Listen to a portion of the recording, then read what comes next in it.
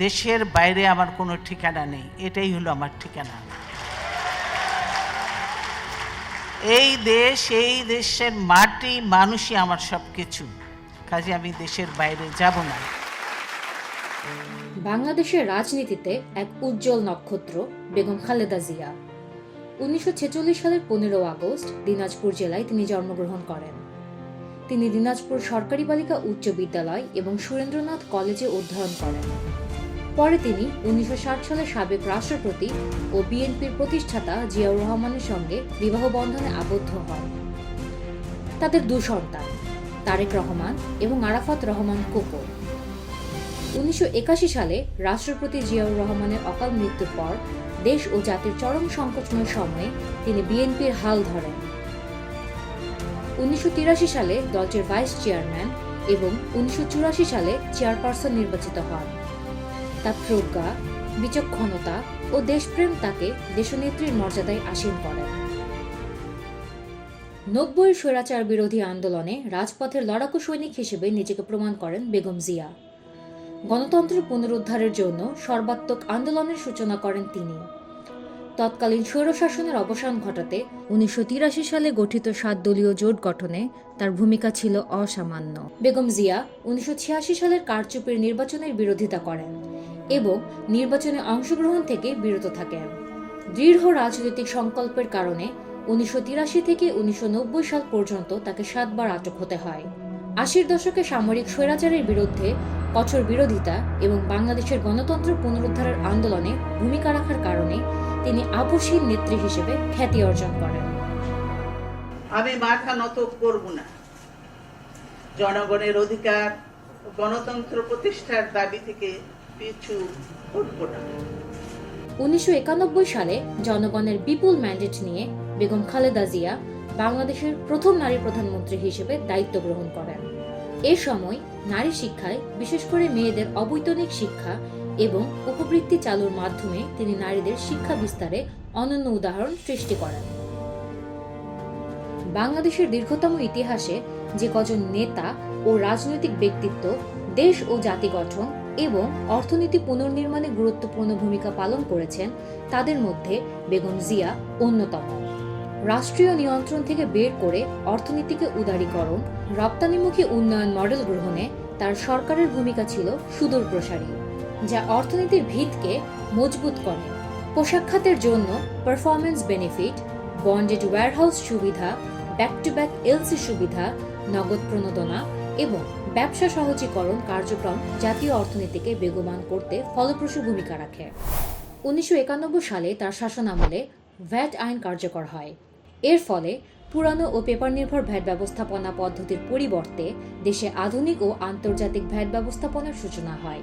এতে সরকারের রাজস্ব আয় উল্লেখযোগ্য হারে বৃদ্ধি পায়, যা জনকল্যাণে ব্যয় করা সম্ভব হয়। তার শাসনামলে ব্যাংক কোম্পানি আইন 1991 এবং আর্থিক প্রতিষ্ঠান আইন 1993 বাস্তবায়ন হয়।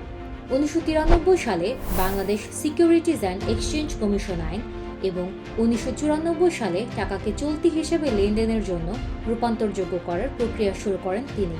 এছাড়া 2003 সালে তার সরকার বাংলাদেশ ব্যাংককে স্বায়ত্তশাসিত করার লক্ষ্যে বাংলাদেশ ব্যাংক অ্যাক্ট করে, যা দেশের ব্যাংকিং খাত পুনর্গঠনে বড় অবদান রাখে। জনগণের সহযোগিতা আমরা পেয়েছি। 1991 থেকে 96 পর্যন্ত আমরা দেশের জন্য অনেক কাজ করেছি। দেশের ব্যাপক উন্নয়ন করেছি, অর্থনৈতিক উন্নয়ন হয়েছে, দেশে নতুন নতুন শিল্প কলকারখানা হয়েছে, দেশে বিদেশি বিনিয়োগ হয়েছে। 3 বারে নির্বাচিত প্রধানমন্ত্রী বেগম খালেদা জিয়ার রাজনৈতিক জীবন যেমন সাফল্যে ঘেরা, তেমনি তার ত্যাগ আর সংগ্রামে কণ্ঠকাকীর্ণ। 2009 সালে আওয়ামী লীগ ক্ষমতায় এলে তার উপর শুরু হয় নির্যাতন। এ সময় তাকে মিথ্যে মামলায় কারাগারে অবরুদ্ধ করা হয়। দেয়া হয় 10 বছরের কারাবাস। বিদেশে নিয়ে চিকিৎসার সুযোগ দেয়া হয়নি, কিন্তু কোনো কিছুই তার দৃঢ়তা ও সাহসিকতাকে এতটুকু ম্লান করতে পারেনি।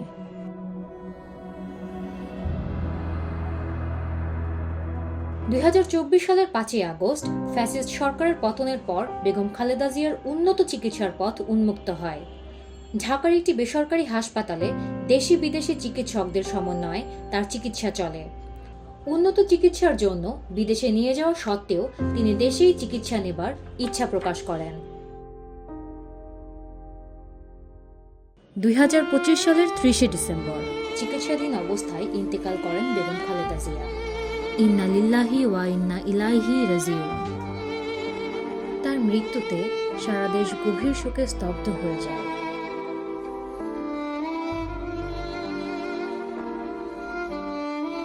একত্রিশে ডিসেম্বর 2025 রাষ্ট্রীয় মর্যাদায় বাংলাদেশের সাবেক প্রধানমন্ত্রী ও বিএনপির চেয়ারপারসন খালেদা জিয়ার দাফন সম্পন্ন হয় ঢাকার শেরেবাংলা নগরের জিয়া উদ্যানে।